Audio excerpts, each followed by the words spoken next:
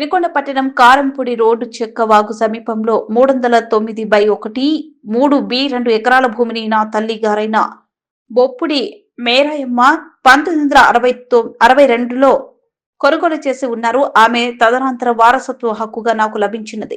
అప్పటి నుండి 2022 వరకు భూమి మా ఆధీనంలో ఉన్నది. అప్పటి వినుకొండ ఎమ్మెల్యే బొల్ల బ్రహ్మనాయుడు భూమి పక్కన 4 ఎకరాలు కొనుగోలు చేసి అక్రమంగా అధికారం అడ్డుపెట్టుకుని మా 2 ఎకరాలు కూడా తప్పుడు రికార్డులు సృష్టించి రిజిస్ట్రేషన్ చేయించుకున్నారు.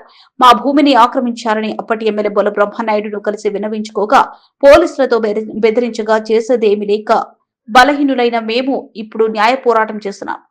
ఇటీవల మా 2 ఎకరాలతో పాటు 4 ఎకరాల మొత్తం కలిపి 6 ఎకరాల భూమిని బొల్ల బ్రహ్మనాయుడు విక్రయించగా సదరు కొనుగోలుదారులు భూమిని చదును చేస్తుండగా మేము అడ్డుకున్నాం. మా భూమిని మాకు ఇప్పటికైనా ప్రభుత్వం ఇప్పించవలసిందిగా మా వద్ద ఉన్న రిజిస్ట్రేషన్ డాక్యుమెంట్స్ తో ఉదాహరిస్తూ ఈ రోజు వినుకొండ తహసీల్దార్ వారికి ఫిర్యాదు చేశారు.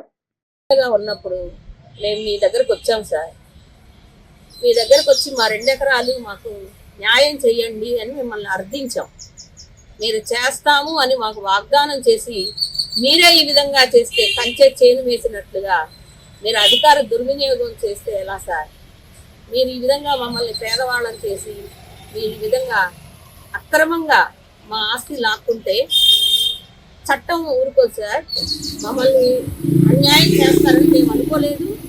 కానీ మీరు ఈ విధంగా నా భర్త మీద దౌర్జన్యం చేయడానికి దిగినప్పుడు మేము ఈ ప్రెస్ మీట్ పెట్టాల్సి వచ్చింది సార్.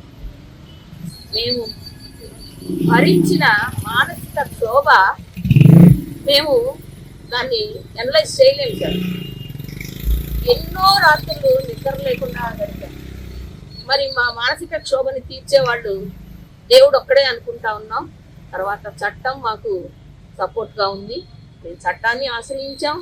దీనికి వారసులు నా భర్త గారైనా బొప్పుడి ఫ్రెడరిక్ గారే కానీ ఇంకెవరు కారు అని మేము ఈ విధంగా అందరికీ తెలియజేస్తూ ఉన్నామండి. ఈ న్యాయ పోరాటం అనేది మేము తెలియజేస్తూ ఉన్నామండి. ఇప్పుడు మేము అధికారంలో ఉన్న ఎమ్మెల్యే గారు మాకు సహాయం చేస్తారని మేము నమ్మి విశ్వసించి ఆయన్ని కూడా మేము సహాయం కోరడానికి ఇప్పుడు వెళ్ళబోతూ ఉన్నాం. మాజీ ఎమ్మెల్యే గారు బ్రహ్మనాయుడు గారు వారి యొక్క ఆయన మేనేజర్ అంటండి. నేను పొలం చేసుకున్నప్పుడు దౌర్జన్యంగా వచ్చాడండి ఆయన. ఇది నీ పొలం కాదు కదా, నువ్వు ఇక్కడికి ఎందుకు చేస్తున్నావు అంటే, అయ్యా నేను ఎన్నో సంవత్సరాల నుంచి చేసుకుంటున్నాను, మరి ఈ పొలము మీది కాదన్నప్పుడు మీరు ఎందుకు వచ్చారన్నప్పుడు మా పొలం చేస్తున్నటువంటి అతన్ని కూడా పొలం దుక్కిసిన రకాన్ని కూడా ఆపిచ్చి నా మీద దౌర్జన్యం చేయడానికి ప్రయత్నం చేశారు సార్. అయితే నేనేమంటున్నానంటే న్యాయాన్ని చేయండి, న్యాయంగా ఆలోచించండి. బ్రహ్మనాయుడు గారు అయినా ఎవరైనా కానీ న్యాయం చేయాలి.